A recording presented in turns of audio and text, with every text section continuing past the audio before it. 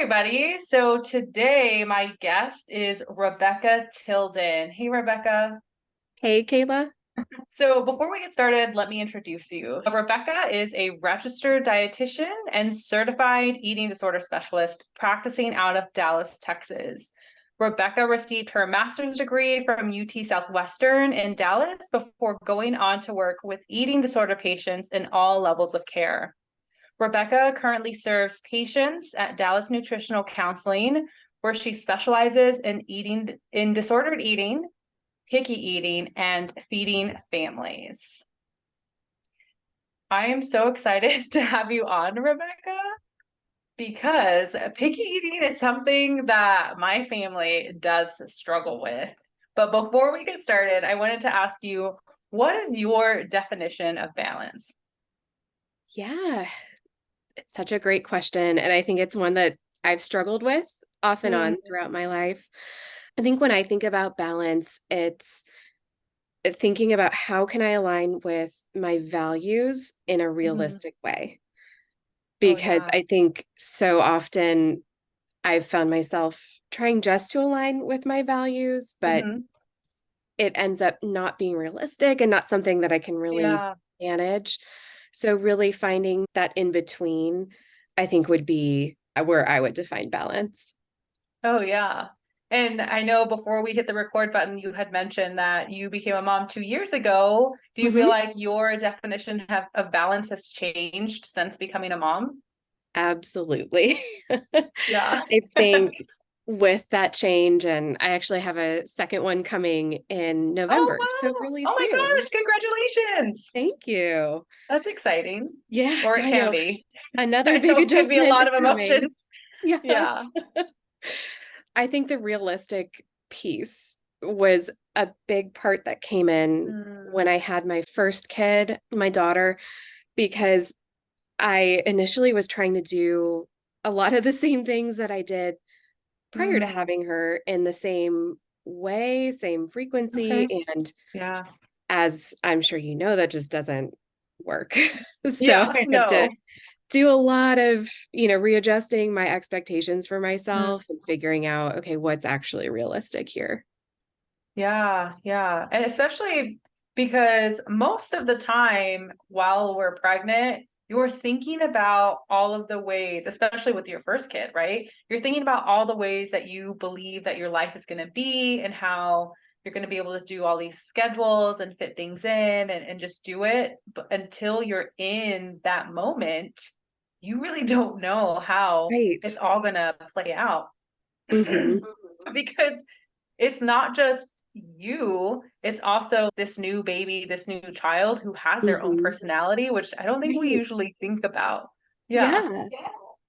Right. And it's even if you're doing everything that's recommended, everything Hmm. by the book, it's still not always going to turn out how you think it is. Oh, yeah. In college, I actually babysat a set of twins, and the mom had the babies like on such a strict schedule, like not strict in a bad way, but just like what worked for her. And Hmm. so I went into like my own thinking of like how things were going to go as, oh, I'll be able to have a schedule like she did. It's going to be fine. And wow, I was very mistaken because my child, my first, he did not want anything to do with schedules. Uh-huh. So that was a huge shock for me for sure. Yeah, I bet. Yeah. And so again, I'm really excited to talk about topics around like picky eating and feeding your family because that's definitely something that I struggle with in terms of my oldest. So I have three kids, if I hadn't mentioned before. The oldest is 8, the middle is 3, she'll be 4 in February, and then the youngest, he's 1 and will be 2 in January. So the oldest is very picky. I feel like he was, what's it called? Like I feel like he ate pretty well before he turned 1. He didn't seem to be picky. And then it's like something switched where I think it's textures and just, he just will not try stuff. Hmm. So for moms who struggle with getting their kids to try new things or just eat different foods in general, what would you say would be helpful? Or have you seen things like this before? First. Absolutely. Oh my gosh, all the time. I I get a lot of parents that come Mm, to me with similar situations, and there's always varying degrees of how picky each mhm, kid is. And sometimes it's all the kids, sometimes just one. mhm, And it's a really hard thing to approach because I think there is a lot of just stigma out there around mhm, picky eating. And there's a lot of thought that if you do XYZ, then you'll be able to fully prevent picky eating. mhm. And Yeah. it's just not the case, Oh, unfortunately. yeah.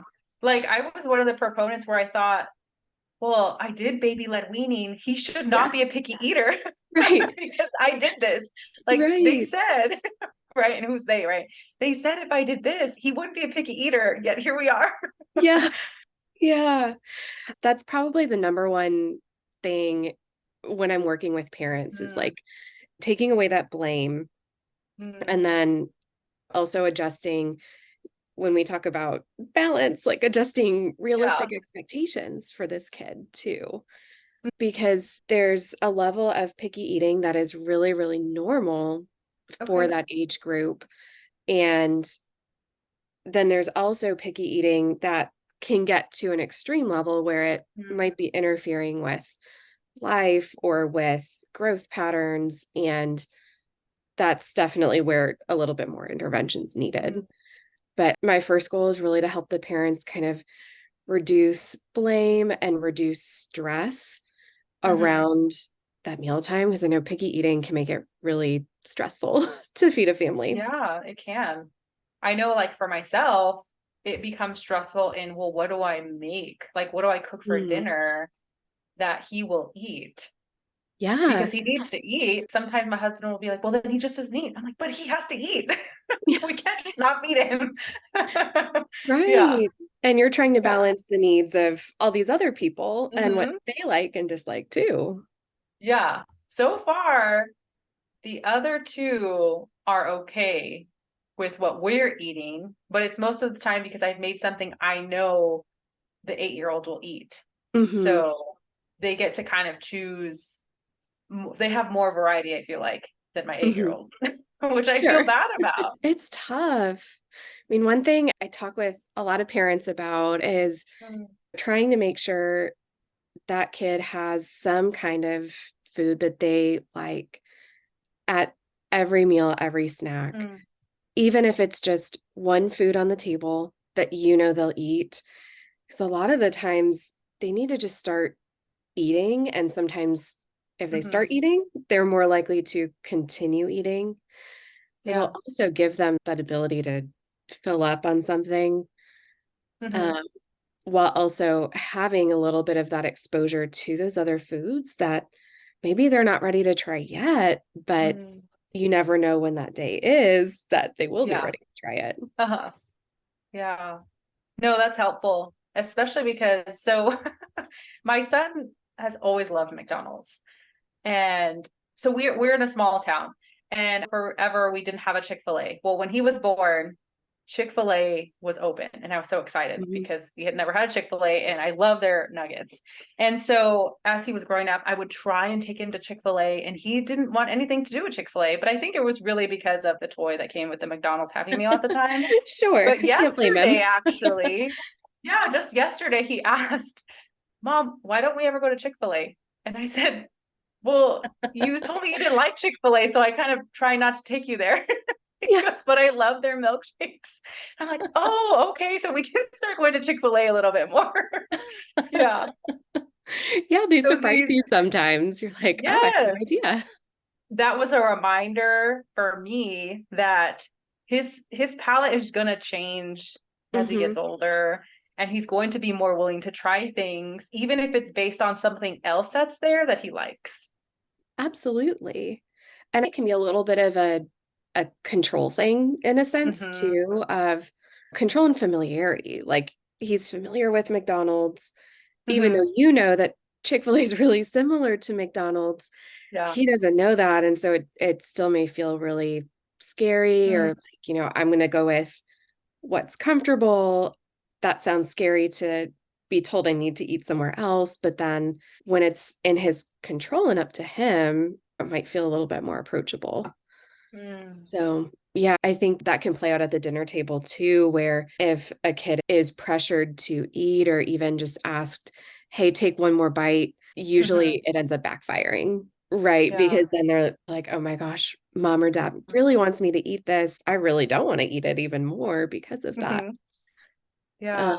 so I think that dynamic of kids' independence comes into Mhm. play a lot too.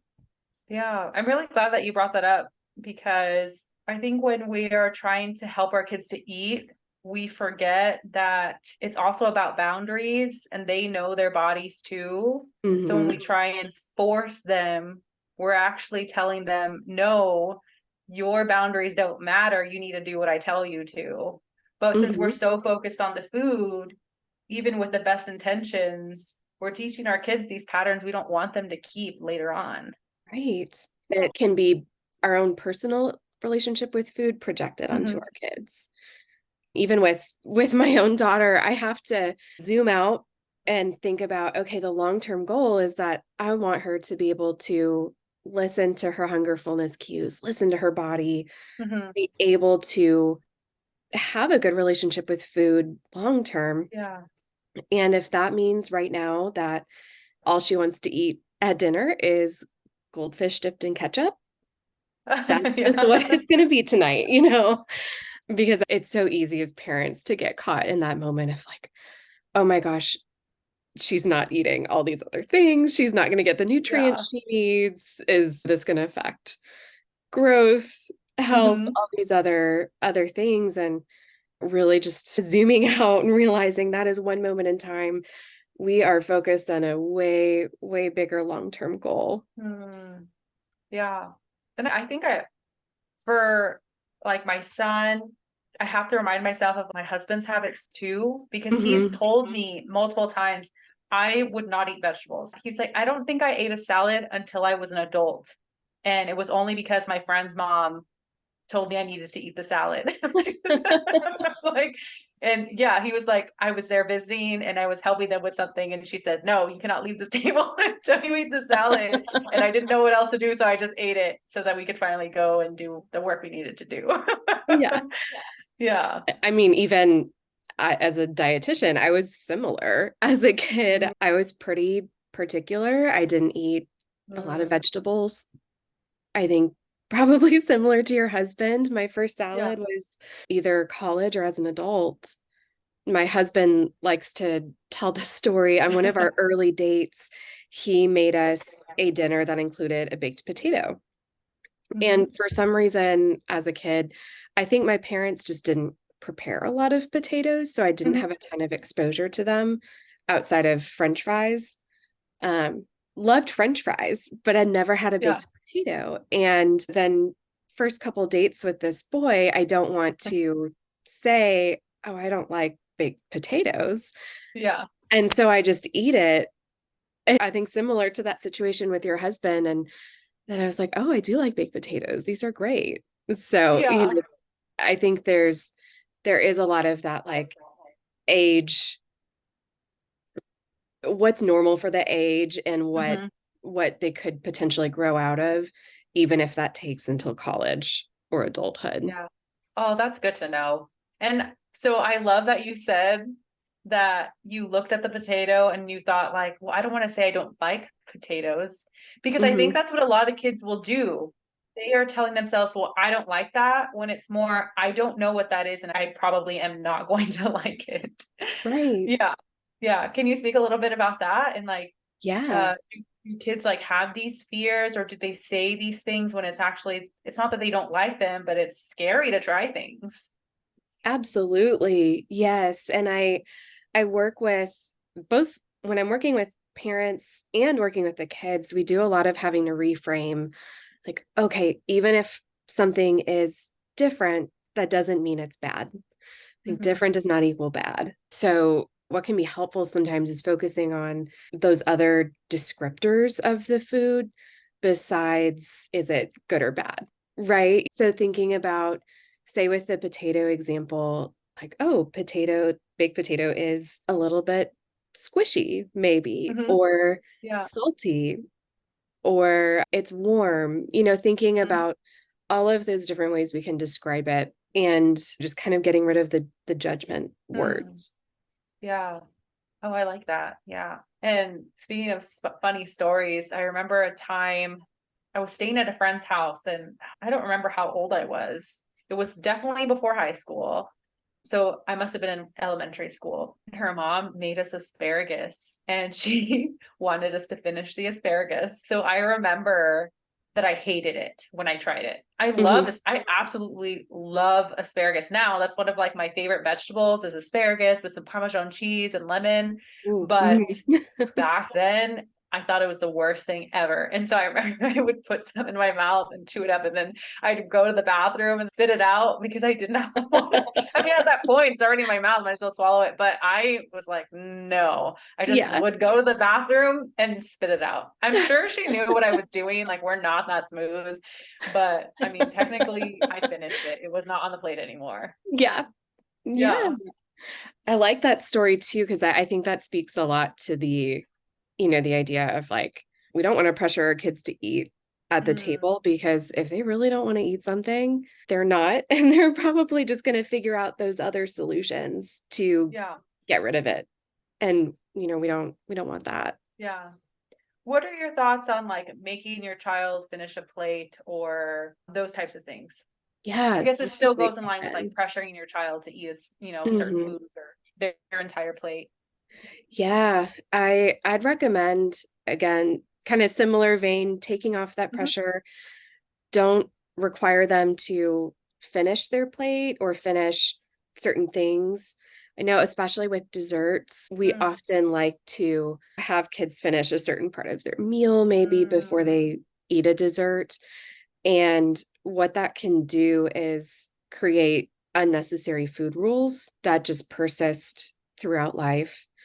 Because if they're having to finish a plate when they're not hungry, that's teaching them not to listen to their body's mm, cues. And if they're like having to eat something else before they get their dessert, that's teaching them that the dessert is kind of up on this pedestal and we have to yeah. do these things we don't want to do in order to get to it. And so it's going to make that more of a sought after Mm, thing and possibly result in wanting to eat desserts and sweets even more than they normally would have because it's kind of in that off limits area. yeah. Yeah. And I had seen something where it was like, this is what you prepare for your toddler.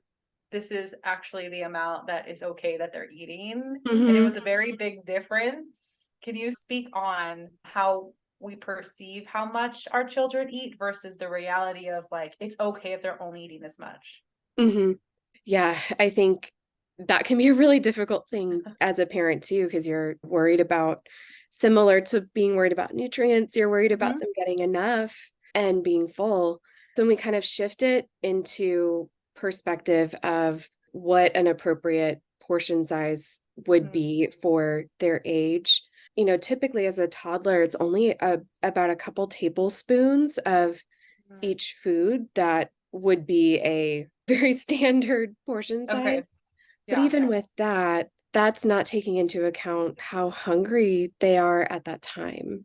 Hmm. So I think I put it in perspective of myself often again, especially with my toddler, where, yeah, there are some times where I am just starving and I will Yeah. eat way more than I might on an average day. And there are other times where I'm just not that hungry for multiple reasons and might eat a lot less. And our kids are the same way, right? Like they're Yeah. people too. And so their appetites are going to have those natural fluctuations Mm, and they're going to have some days where they want a lot, other days where they want very yeah. little. And there's really no way for us as parents to know what their body needs. They're the only ones that know what their body needs at that Mhm. time.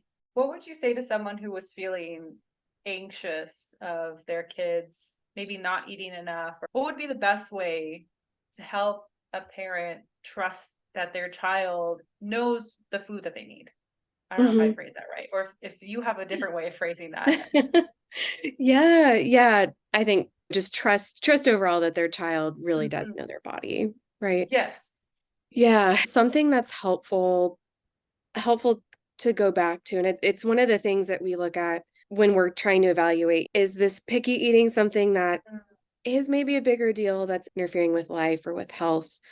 I look a lot at growth charts from the pediatrician. mhm, And if kiddo is following growth chart as projected, they're not having other medical issues that could be nutrition mhm, related, and if they're able to eat in most situations, then typically there's not a larger problem. And we can trust that kid knows their body. yeah, The red flags that I would look out for are okay, if growth on the growth curve suddenly mhm, falls off or there's a big change, mm, that can indicate that there's something up and we yeah, may need to help intervene so that kid does get what they need food wise. mhm, Same if there's other side effects medically that could be nutrition related, okay, or if kids starts having trouble eating in a bunch of situations, like if mm, meal times are super stressful, if they start refusing to eat like outside of the house or eat, mm, at school, or are unable to eat something off of like a very standard restaurant menu,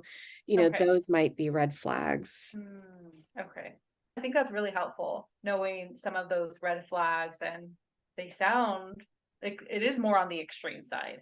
Hmm. Yeah. You had mentioned earlier that there were some typical picky eating at certain ages. Can you speak a little bit more about that? Yeah. So picky eating, typically it's normal for around 1 or 2 when we enter the toddler age for picky eating to emerge a little bit. Mm, And kids will go on what we call food jogs, where if you're a parent, I'm sure you're familiar with them, where kids will just want to eat one thing all the time. And then okay. Yeah. all of a sudden may drop that and decide they want to eat something else all of the time.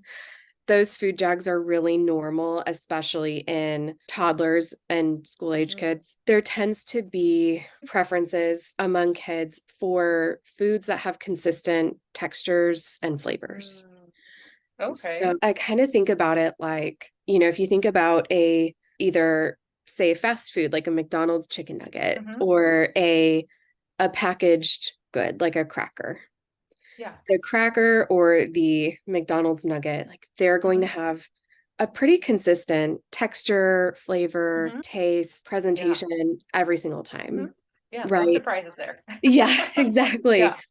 Whereas, if you go grab produce, you grab some blueberries, they Hmm. can vary so widely for so many Oh, reasons. yeah. Even when blueberries are in season, you may happen to pick up an unlucky carton that isn't very good, Oh, right? yeah. Like Hmm. textures can be squishy or it could be firm. Sometimes they're sweet, sometimes they're tart. There's a Makes variety sense. of sizes, all sorts of things. So there's not consistency, but there's Mm, consistency in those packaged goods and some of those fast food or restaurant foods. yeah. And so I think going back to that comfort or familiarity, Uh-huh. there's a lot of that there Hmm. for kids because they know exactly what to expect every Yeah. time. They know, okay, I'm most likely going to like this every time I have it. Whereas, oh, the last time I had blueberries, they were not really good. So they might not be good this time. Wow, that makes so much sense. And I can't believe I didn't think about that before, because that is so true, the consistency piece. And I was confused. I had heard of the food jag. I had heard of that, and I noticed it with my first son for sure. He loved blueberries. Like he ate them all the time. Like that's all he wanted. He would eat them by the pint. And I was like, oh my God, I don't know if this is healthy, but we'll go with it. And then all of a sudden just like stopped. He didn't like blueberries anymore.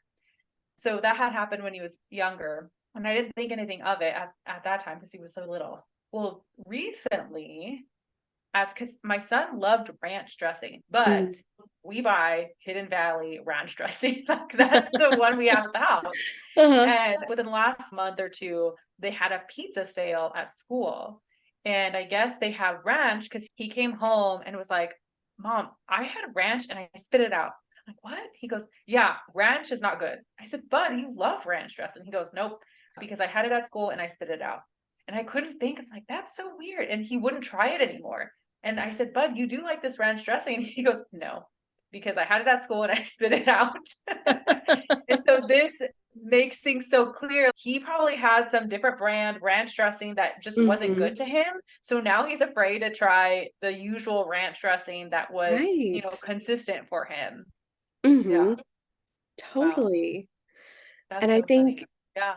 kids also, we like their palates aren't quite as developed as Mm, adults. So I think we also have to have different expectations of what's realistic for mhm, them to just kind of going back to your question about like what happens, or I mhm. might be saying the words wrong, but why picky eating develops or what might be Oh yeah. usual Uh-huh. for kids. Yeah. I think, there's just a difference in palate Mm, okay. between kids and adults too, where kids are going to be more likely to be drawn towards sweeter Mm, flavors, okay. whereas as adults, our palate develops and we're able to tolerate some of those more bitter flavors. Hmm. And so it's really normal for kids not to really like a lot of vegetables and maybe be drawn to fruits more. Okay. Yeah. I know that's a big concern of parents a lot is like, oh my gosh, they're not eating vegetables. Yeah. And really, if they're eating fruits, whether Hmm. it's fresh fruit, frozen, canned, dried, freeze dried, juice, they are getting very similar nutrients, Mm, if not the same as what they would be getting in vegetables. So we can okay. kind of think about produce as a whole for kids. Hmm. It's it's just going to be usually more realistic for Okay. them to Yeah. eat fruits because they're drawn to that. And vegetables may come later as the palate develops. Mm, yeah. Yeah. Yeah. Because I mean, because even thinking about some foods that I used to like as a kid, and then I'll have like a craving for it. Like, oh, I Mhm. remember this tasted like this, but then I go and open it and try and eat it, and I'm like, this is not how I remember it tasting. I remember this thing being so good, and Yeah. now as an adult, I'm like, this has like no flavor. Yes. Totally. Yeah, yeah. I think it was SpaghettiOs one time, like a long time ago, that I was like, ooh, SpaghettiOs sounds so good. And Yeah. they were not good as adults. Right. Because you probably you've had so many other taste experiences Oh since. yeah. Yeah. Yeah, that Uh-huh. just doesn't taste the same. But for kids, it's more bland. That flavor is going Mhm. to be consistent to them. And so Right. they might like it because Yeah, it's not something that's going to change. exactly. Is there any big mistakes that you see parents doing that when it comes to feeding their kids that you see often? Or maybe not mistake, but the biggest concern? Yeah, I think there's a lot of potential answers to that question. One of the big things that understandably is really difficult these days, just Mhm, because we're so busy and schedules are all over the place.